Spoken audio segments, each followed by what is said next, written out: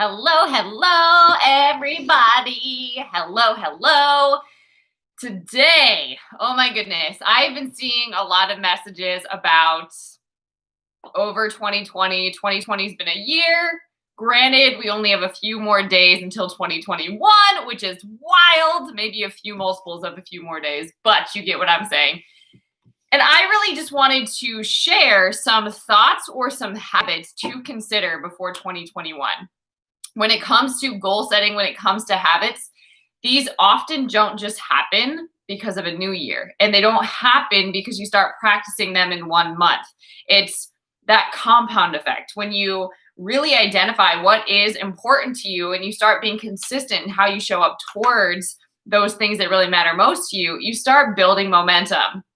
So it's really just a great time right now, before there is all that talk about goals in 2021 and how it's going to be different and all of that, right? What if it's not initially different? How can you still be different in spite of, right? Like, how can you change your life every day?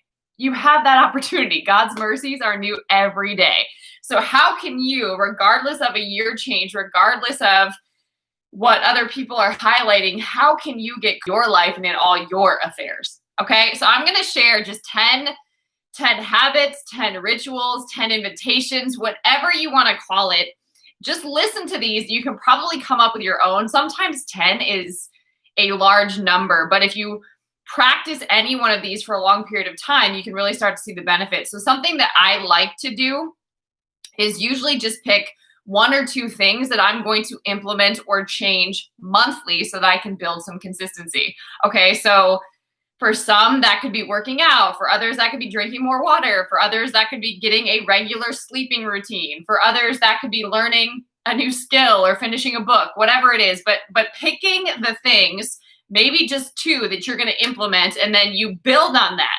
So once you got those in place, then you can build on that and build on that and build on that. With me? So these are some ideas for you as you come up with your own list and start integrating what makes the most sense for you in the season that you're in and for where you're headed. All right. So number 1, make a focus list around the things that you want. Make a focus list around the things that you want. One of the things that I have right by my computer is this like dry erase, right? So I can be writing on here all the time. That's really good for monthly goals. It's really good for just the idea of a clean slate. So that is something that I keep near me all the time so that I can just see that. I also, just so you can see, keep a huge stack of index cards, because when ideas come, when I'm on calls, I just start making notes, right? And then these can get stuck in my planner. I can drop it in my purse. Eventually they'll make it onto my calendar, or they'll turn into content creation of some kind. So that's another thing that I do. I also journal every day. So I like to journal just to see what's going on in my soul, but I also like to just journal really what it is that I want to focus on. So it helps to just make a list, however, in the very beginning. Just literally brain dump everything that comes to mind that you want, okay? And if you want to take that further and turn that into a vision board, a way that you can do that is you can actually take a bunch of photos. Maybe you screenshot things from Pinterest, let's say. Then you can put it into a different app like PicMonkey or Canva or something like that. And you can make your own vision board. And I put it on the back of my phone. I'll put it on the back of my computer just so that it's plain and it's in front of my face. And I'm praying about these things and I'm contending for these things. And I'm really getting out of the way, because sometimes even though we have our list of what we want, we're not always clear if that's in alignment with God's will. So it's really important just to get the list out first and then pray about that and release it to God too before you turn it into a full-on front, right? So make a focus list around the things that you actually do want, and try to think of as many areas as possible. So is that, what do you want in your spiritual life? Do you want to grow in relationship with God? Do you want to grow in your connection, in your intimacy, or in your daily time that you're spending with God? Get as specific as possible.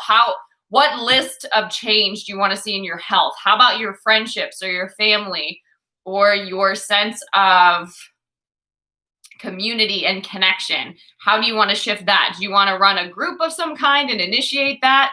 Do you need a little bit more receive mode and need to be involved in a group of some kind? What is it that you're really wanting, right?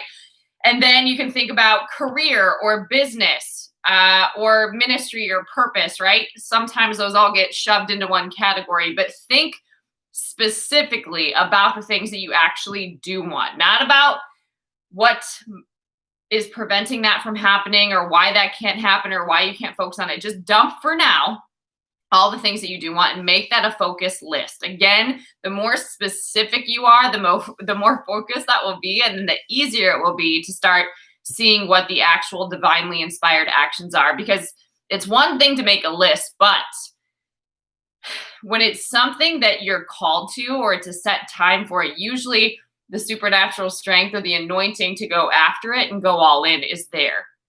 Okay, so I've seen this several times in my own life. Sometimes when it's come to health, I've been led to change my diet, right? For months or even years prior to that, I didn't have that goal or that desire. But then for the season that I was coming into and then what I was preparing for, it was essential that I actually cleaned up my diet. And I thought it was pretty clean, but things like caffeine and sugar and all these things that I wasn't really paying attention to, that needed to be cleaned up so that I could have more focus and mental capacity and strength and just stamina and endurance to deal with emotions and just a lot that I was stepping into. Okay. So it was really important that I started making those changes, and I was given the steps to do so. I was given the plan to do so. And all I had to do is show up and work the plan. But that, again, because it was a set time for that, I actually got the wisdom and the guidance and the steps to take. Whereas in former seasons, that wasn't the case, right? And it actually seemed hard. So not that that is an excuse, right? To some degree, you're still taking care of yourself, but there will be distinct directives and inspired action that actually gives you the energy to show up and do the thing. Sometimes too, it's just self-control and discipline. So I will put that in there. But again, there will be this guidance, and then your job is just to take the steps, okay? I've seen it when I've been led to shift into different communities or to get new knowledge. So for example, I was led to get into a specific ministry. I was led to leave one and get rooted in another, right? And that transition happened over time. It happened over probably about a 2.5-year time period, but I was very aware of how that was unfolding, right? There was a lot of unknowns, but I just stayed in step and moving on with that or moving along with that. So I didn't take on more responsibility, and I just was available for the next steps as I was led. And I was preparing myself or exposing myself to the information to prepare me for that next place, okay? So ideas, right? I had to learn how to take things off my calendar, open my calendar up, be willing to get new information, let that evolve. So make a focus list around the things that you want and bring that in prayer so that you can get the revelation about, is this a now thing? Is this a set thing? What does this look like, right? And then you can turn it into vision boards and all those other things. All right. Alignment first is the main point with this one. All right. Number 2, change the way that you speak to yourself. And this is so huge because our words create worlds. So how we speak is often what we summon into our reality. A lot of people don't think about that intentionally, but it is essential, particularly when you want to take new ground or when you want to break through something. A lot of times we can have a blessing spoken over us. We can get a prophetic word. We can be encouraged, but then we are canceling it with our own words and what we're speaking and how it can't happen and being negative and making excuses and complaining and murmuring and all this stuff, right? Because that's what we're saying we're available for. We're saying we want more of this. Essentially, when we're declaring negativity or we're declaring excuses or we're saying all the unbelief out loud, right? We're not declaring our faith. We're not declaring the truth. And we're getting more of actually what it is that we don't want. That's what we're aligned with. And that's what we're a magnet for. So if you don't want that, then it's really important to pay attention to how you speak to yourself. Because if you are speaking negatively over yourself and focused on the negative, like self-critical, judgmental, self-hate, activating a lot of that stuff, that zaps your energy, quite literally. Then you shut down to divine revelation and inspiration and creative ideas. You have no momentum, really, to take action. And you need those things. You need that things. You need divine strength to take action. And it really comes a lot of times from what you speak. Will you speak truth? Will you speak life despite conditions, despite what you see? Will you speak life and encouragement over yourself? And this is really important. We can't wait on other people to speak these things to us and wait for external validation. This is something that we've got to work on every day. So some people stand in front of the mirror and speak to themselves and speak into themselves that way. Some people have flashcards that they're literally declaring truth over themselves. Some people do affirmations, or they meditate on the word of God over and over and over and start letting that become a visualization. Whatever works for you, it's just really important to be aware and monitor what you are actually speaking about yourself, and then cancel that and start declaring truth. Start practicing what it is that you do want to see, and say it out loud. Say it out loud, because you want your whole soul to come into agreement. So that's number 2. All right. And usually when you are thinking, this is like a Peter Pan moment, right? When you're thinking the highest thought, you start to fly, but you go higher, right? So like you think godly thoughts, you think with the mind of Christ, and then you start speaking in alignment with that. And then you seeing that show up in your life, and you start acting as if you start activating your faith, and walking towards something. You're given energy, you're given focus, you're given a target. And so then you can start walking towards that target, and you just kind of keep your blinders on so that you're not moved by distractions and different things that the adversary will try to put in front of your face, right? You won't speak death and cursing over your life, because you'll know, you'll set your mind and keep it set, and you'll stay in alignment with that. And it's similar. You can't say the truth, don't say anything at all. All right, so that's number 2. Number 3, find people that expand your awareness of possibility. So sometimes we need to expose ourselves to different environments. It is huge. I mean, really and truly, who you hang around, who you spend time with, affects your destiny. It affects your life. It affects your entire walk, right? Bad company corrupts good morals. So even if you are walking in alignment, even if you think that you're strong, it's still sort of like osmosis, right? When you are exposed to people, you could catch a virus and not even know, right? The world is evidence of that right now. So it's really, really important to protect yourself and protect who you surround yourself with, who gets access to speak into your life. And it's also important to expose yourself to a different level so that you're stretching, so that you're growing. If you just surround yourself with people with the same habits, the same thoughts, that just really have the same conversations all the time, you can't expect to grow. You can't. So it's really important to expose yourself to new environments. Now, in the world that we live in, there's many different groups that you can get involved in on Facebook. There's programs that you can invest in to start challenging yourself in a new way. But it is really, really important to set yourself around other people that can mentor you, that can speak life into you, that can call you higher, that can help you grow and keep you accountable to that. Because my personal opinion, somebody that lets you stay stuck, somebody that allows you to be held back in some kind of way and is aware of that, is not your friend. That person does not mean well for you. Okay. Number 4 is learn one new thing a day. Now, my caveat with this is that if you're going to learn something new every day, integrate that somehow. Like, really make it a lesson. Don't just like try something and forget it so that you're kind of sporadic in your behaviors. Learn and stack on what you're learning. So if you are learning emotional intelligence, if you are learning how to be emotionally free, keep building on that. Like, for as long as it takes, make that a monthly goal. Every day, learn more and more and more about how you can manage your emotions and bring some stability back into your life, right? How do you become more emotionally intelligent? How do you communicate and express yourself better? Continue to learn something new every day and practice it. Intentionally go out and practice that new thing. There's a couple of powerful things that this does. Number 1 is it keeps you in this space of a growth mindset, of really leaning in and trying new things. And you convince yourself that you can do hard things, that you can do uncomfortable things, and you see opportunities to keep learning and to keep growing, and you don't run from those anymore. You lean into them. So that's one thing. Another thing is you get really good at whatever it is that you're focusing on. So you start to master a skill. The more you practice it, the more hours that you devote to it, you start to get better at it. So it's really important to be intentional about this.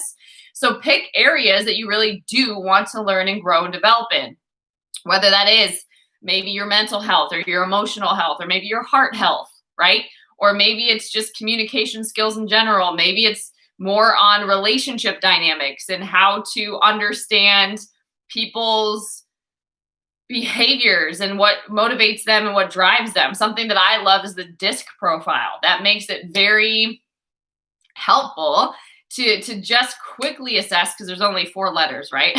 So you can learn those more than all the Enneagram stuff and all of that, right? So just having some tools to help bring more awareness to how you can communicate and relate effectively, whether that's in a work environment, with family, whatever. These are really great skills to have. So be on a growth journey, okay? Learn and implement something new every day.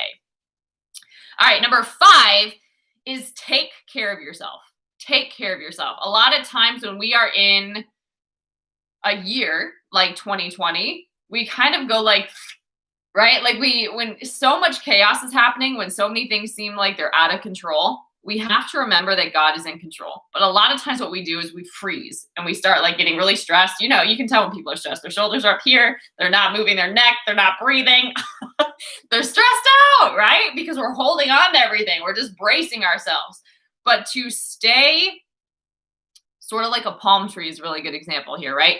When storms come, they can bend and not snap, right? So learning to be agile, learning to be flexible, that comes from taking care of yourself. A lot of times we got to armor up with the full armor of God every day before we go out into the world, right? If we don't have our helmet on, we're going to get some wrong things spoken over our life, and it could mess with our identity and our esteem and our confidence, right? If we don't have the belt of truth on, we might not feel stable in what we're facing, right? We might get some mixture going on, and a double-minded man is unstable in all of his ways, right? If we don't have a shield of faith, we might start letting these fiery darts that are being thrown every day start to throw us off balance. Just examples, if we're not walking around with shoes of peace on, we're probably getting caught up in drama and chaos and things that are not for us, right? So it's really important to recognize that to influence the world, you've got to influence yourself first. And you've got to make sure that you've got your armor on, that you're doing things to take care of yourself, right? Even if that's requesting mental health days. If you get so many work days off out of the year, take some of those for you. Or if it needs to be getting up earlier, winding down earlier, or shutting down technology at an earlier time, do these things to take care of yourself. Some basic ones: drinking more water so that you stay hydrated, because the majority of your body is water. Making sure that you're moving your body, because that's just a really great way to release stress. It's so important to be building muscle and to be lifting weights to help your bones and joints and just, again, flexible, right? And it's also really important to have a regular sleep routine, because just not sleeping can really affect your mood and your hormones and your immunity, so many things. And then also just, again, learning a new skill every day. These are things that are important to do to take care of yourself, but even just having simple go-to things that you can do and that you need so that you can communicate that to others. Like, I'm going to spend at least an hour unwinding before I go to bed. Instead of saying that I don't have time or whatever it is, I'm going to set that as a standard for me, and I'm going to make sure that whatever I need in that time, I'm going to do, whether it's taking a bath and reading a devotional and then being able to sleep well. That's really important. So whatever it is for you, but take care of yourself. Take care of yourself. You cannot expect yourself to function properly and well if you're not taking care of yourself. Next one is learn to prioritize. So that's one of the reasons that I love this deck of index cards, because I will have calendars on my phone. I will have them on my computer. I have a written calendar. I've got index cards. Plans change, okay? And it's really important to be able to learn how to prioritize. So if I don't schedule something, if I don't know what my goals are, what my focus points are, if I don't have a target, then it's really difficult to prioritize things. So usually I'm looking at prioritizing taking care of myself. I'm looking at prioritizing different relationships and time to invest into those. I'm looking for prioritizing things that are moving the needle on business. I'm looking for things to help me unwind, because a lot of what I do takes a ton of mental capacity and presence and active listening and just being fully engaged in the moment. So sometimes I need things like getting out in nature, or kind of like a day of rest, literally, where I'm kind of on a dopamine detox, where I'm not getting hit with news or hit with things on my phone or on my computer or whatever. I'm just fasting from that for at least a day a week, right? There's just things that I prioritize because I know that I need that to function well and to give my best, and to really pay attention to wasted time blocks. Like if I just map out my day and hour by hour and what's going on, it's really easy to see like, wow, a whole 2 hours were wasted just by whatever it happens to be. For some, it's scrolling social media, watching the news, driving in traffic, whatever that is. And then how can I prioritize what matters in those times? Maybe while I'm driving, that's when I'm learning a new skill.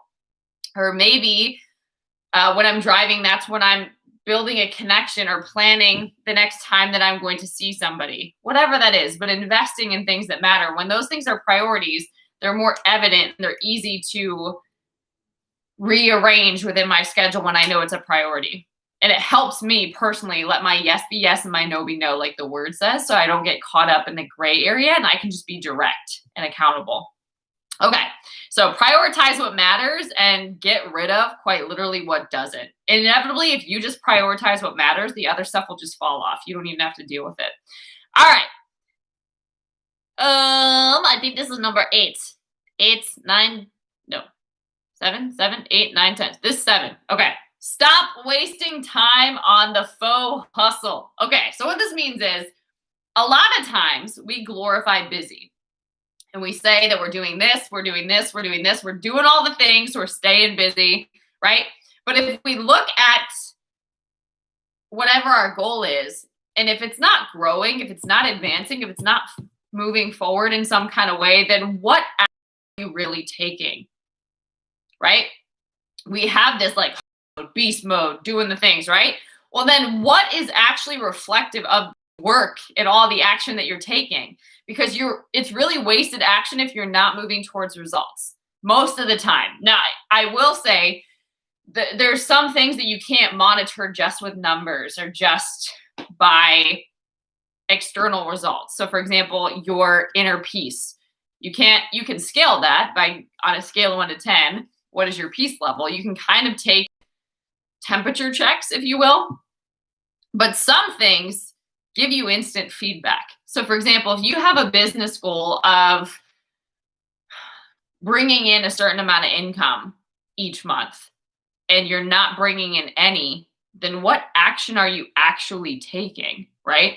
Or if you have a goal of working with so many clients a month and you're not working with clients, what are you doing? What is the action that you're taking? Do people know what you do? Do they know how to work with you? Are you marketing or putting your offers out into the world? Are you connecting with your target audience in any kind of way, right? So it's really important to pay attention, because sometimes we get caught up in taking actions that really aren't moving us forward. And we need to be honest about that so that we can realign and readjust, and so that we can build what matters, right? So that is really, really important. Stop wasting time on what you think you should be doing, on what other people are doing. Pull back, get really clear, get radically honest, and take the action that actually is important. And then it won't be a hustle either. It'll just be a priority and a non-negotiable. All right. Number 8, develop a healthy sense of self-assurance. So this is really, really, really, really important, because a lot of times when you are learning something new, when you're taking risks, when you're stepping into the unknown, what goes with the territory is feedback. Okay. And it's going to be haters and negative feedback, and it's going to be praise. And neither one of those things should affect your position or your self-worth or your identity or any of that. It should not affect your inherent value. All right. But a lot of times we're looking for the feedback. If we're not careful, we're looking, the way the world is set up right now, We're looking for people to like a post. We're looking for people to engage with some story. We're looking for people to be impressed by how we're presenting ourselves in the world. We're looking for feedback to assure that we're doing the right things. And that's not the right flow, right? We want to be assured first, and then that is just bonus. Any feedback that you're getting, it can't change you unless, of course, you're getting a lot of feedback, right? In one particular area, maybe you do need to take a look at that, right? But it's really, really important to take everything with a grain of salt and develop your own self-assurance. What do you need to be self-assured? Where does that come from? When you're feeling like you're lacking that, what can you do to take care of yourself so that you're not trying to get that sort of feedback from outside of you, okay? Because whatever, if you are affected by praise, usually the negativity will crush you, usually, all right? So that's really, really important. Number 9, treat your environment with respect. This is really important. I've heard before, and I believe that it's true, that your environment, your home, how it's set up, what's going on in that environment is often reflective of what's going on in your mind. So if it's a mess, if it's completely disorganized, it's usually how your head is set up too, right? So when you start taking care of your environment, it also affects how you operate in that environment and how you can flow into these other things like taking care of yourself. It usually translates. So simple things like doing your laundry, cleaning off countertop surfaces, doing a clean of your house, right? Having a calm space that it makes it easier for you to kind of retreat into and get centered, right? And have the quiet time and be able to journal. Even if you have a closet, you can make this happen, right? But taking care and respecting your space, it also is reflective of your own self-worth, that you actually respect yourself too. So that's really an important thing to do. That just adds up as far as a healthy habit and just something that changes your quality of life. And then lastly, slow down with your decision making. Slow down with your decision making. A lot of time we live like impulse shoppers, like impulse buyers, right? We just want everything right now. We just want to like log into a website, find something, we're good, right? But the investment, the process, the staying after it, particularly when conditions don't look like they're changing or they're getting worse, staying invested, going after it, trusting God, deciding to activate your faith, slowing down and actually exercising wisdom and self-control when you make decisions, super important. But it's hard to do that when you don't know what your priorities are and when you don't know how to take care of yourself, okay? So for example, I would argue that buying $3,000, not $3,000, that'd be a lot. Buying $300 worth of clothing probably isn't the care that you need, particularly if you're also working on your finances. When that money might have been a good investment to go into therapy, for example, to work on your mental health. Not always that it translates that way, but you see what I'm saying? Are the clothes really going to get back to you in the way that you think, or do you actually need to put that money somewhere else? Or does that need to go into savings? Does that need to go towards your health goals? Whatever it is, but really getting radically honest and clear, right? So that you can make a wise decision, so that when you're at a store, when you have the opportunity to do something impulsively, you'll be able to stop and check yourself before you wreck yourself, right? Or if you know, like right now, instead of spending money, if you know that you're going to be buying gifts for people, hold that money aside so that you don't touch it, right? And then you'll be able to really bless, right? And give. Right? And not just be so self-centered and self-focused. Or maybe you need to put finances toward investing in yourself in some kind of way to help you learn a new skill or to help you go to that next level that you're after. It's not always clothes or pedicures and nails and all those things that help you do that, right? A lot of times it's what's going on right here that needs the addressing, okay? Another thing, when we're in relationships, we can make some impulsive decisions, right? Or who we hang around, again, can affect us. So when it comes to basic needs and how we get those met, sometimes we like splurge on food, right? Is that actually going to help us in the long term? Sometimes we just need to pull back and breathe for 10 seconds and then decide, right? Not just do it spur of the moment. not just order that takeout, not just binge watch TV. Like, pull back for a second before we actually make decisions so that we feel confident about our decision making and we can trust ourselves. That is so huge, right? We make so many decisions every day, and it's really important that you trust yourself and how you make decisions, or that you're willing to deal with the consequences, right? So one of the things that I love to do is play out the movie before it happens, good and bad. Okay, so best case scenario, if it played out this way, how would I feel about that? Then if it played out this way, would I be okay with that? And does this align with where I'm being led and guided? Is this spirit led? Or is this just something that I want and that I want now, right? Like, just really evaluate that stuff versus always being impulsive. It is so, so important. All right, so these are 10 things that you can consider before you just rush into a new year and think, ta-da, it's going to be brand new, right?